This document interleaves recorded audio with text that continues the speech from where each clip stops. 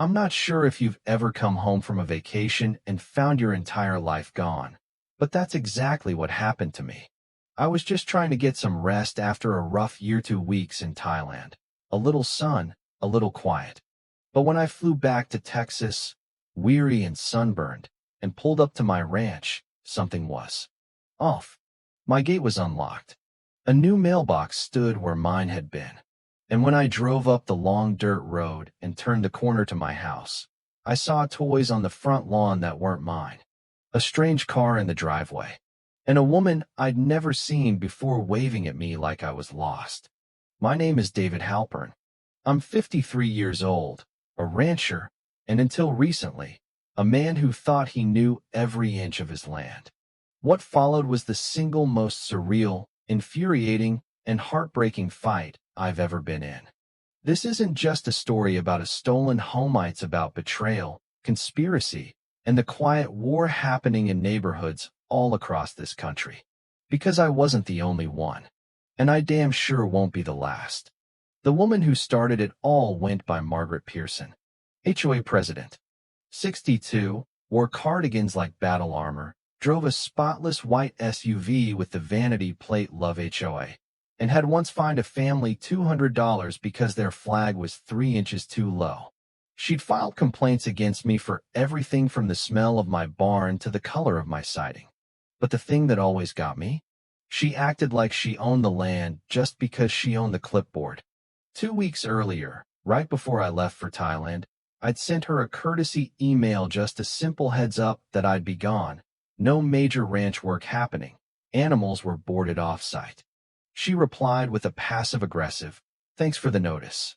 We'll ensure the neighborhood remains in order." I didn't think much of it then. Now I look back and hear something darker in those words. When I arrived back home and was told by a county official that the ranch had been sold legally, apparently while I was out of the country, I thought I'd stepped into a nightmare. According to the documents, a power of attorney had been filed giving Margaret the right to act on my behalf. The deed showed her signature. The county had accepted it. A buyer named Henry Dalton had already wired money to an HOA account and had plans for a luxury golf community that would erase every trace of my life from that soil. I was in shock, but that didn't stop the next morning's court order. I had 48 hours to vacate. The judge called it a title dispute, said it would need to be resolved legally. Meanwhile, Margaret was holding HOA meetings from her front porch like a queen on her throne. I packed a few boxes, me late wife's locket, a picture of my son as a kid on horseback, a few shirts, and moved into the horse trailer behind the barn. That's when Sheriff McAllister came around. We'd known each other for 20 years. He leaned against his cruiser, arms folded, eyes tired. "Got anything to prove this wasn't real?" I nodded and handed him a flash drive. I'd installed trail cameras a few years back after someone tried to steal my saddles. They uploaded to the cloud automatically. We watched the footage on his laptop, Margaret entering my office 3 days after I left, digging through my desk, Peter, her son, carrying out files and a briefcase. McAllister rubbed his face. Well, hell, this just became criminal. What followed was a slow, maddening descent into chaos. Margaret showed up the next day with a clipboard and 3 men in polo shirts who said they were the new grounds committee. She screamed that I was trespassing. McAllister told her to back off. When she lunged at me with that clipboard like it was a weapon, he caught her by the wrist and said, "Margaret Pearson, you're under investigation for fraud." She bolted, just like that, ran to her SUV and sped off. 3 days later, the vehicle was found abandoned by Lake Travis. Her purse was inside. Her phone was gone, and nobody knew where she went. Meanwhile, Dalton showed up with a legal team and security guards, claiming the land was his. I met him at the gate with a shotgun and Rusty, my dog, snarling at his side. "Step 1 foot on this land, and I'll have the sheriff explain property boundaries to you with handcuffs," I told him. He backed off, but only for now. That's when Agent Tanya Morales with the FBI stepped in. She was no nonsense, sharp, and clearly furious that this sort of fraud was happening under everyone's nose. Her team traced offshore bank accounts tied to Dalton and shell companies linked to HOA special funds. They raided Margaret's storage unit and found files, real estate papers, fake wills, power of attorney forms, all bearing forged signatures. Turns out, I wasn't the first. There were 8 others in my state alone, mostly elderly, veterans, people with property who'd gone on vacation or ended up in hospitals. And all had one thing in common. They were targeted by their HOA. Dalton was arrested in Nevada trying to board a private jet with a fake passport. Margaret was caught 2 weeks later checking into a motel in Arizona under the alias June Holloway. Her son Peter cracked under questioning and gave up everything: emails, payment receipts, phone recordings. The trial was intense.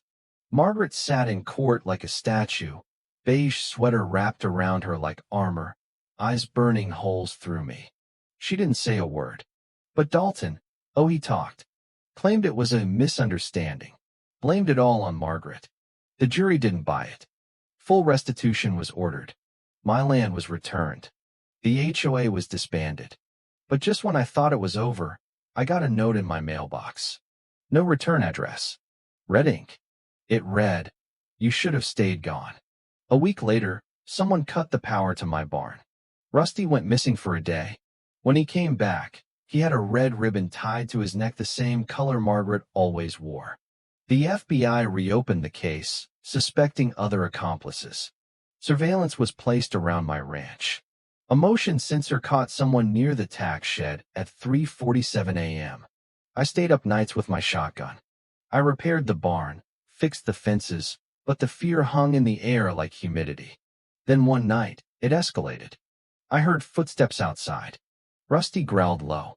I slipped out the back of the trailer, flashlight in one hand, rifle in the other. 2 figures near the barn, one tall, one shorter, were trying to pry open the floorboards. I shouted. They ran. I fired into the air. Sheriff was on site in 10 minutes. Same shoe prints. Same tire tracks. They were back, trying to find the last remaining originals, the handwritten deeds, still hidden under the tack room boards. I moved them the next morning. Hid them in a bank vault with Colby's team watching. 2 days later, a federal grand jury indicted 14 people tied to the same scam. One was a notary who'd approved fake forms. Another was a real estate agent in Houston. The ring stretched across 3 states. I've since rebuilt the ranch, painted the barn, added new security. Rusty doesn't leave my side. But last week, a new note appeared, tucked under my saddle blanket. Chapter 8 is yours. They may be gone, but their reach isn't. And I've got no plans of backing down. So if you've ever had an HOA try to push you around or you fought back, and I want to hear it. Share your story in the comments. Because folks like us, we don't go down easy. Not on our land. Not on our watch.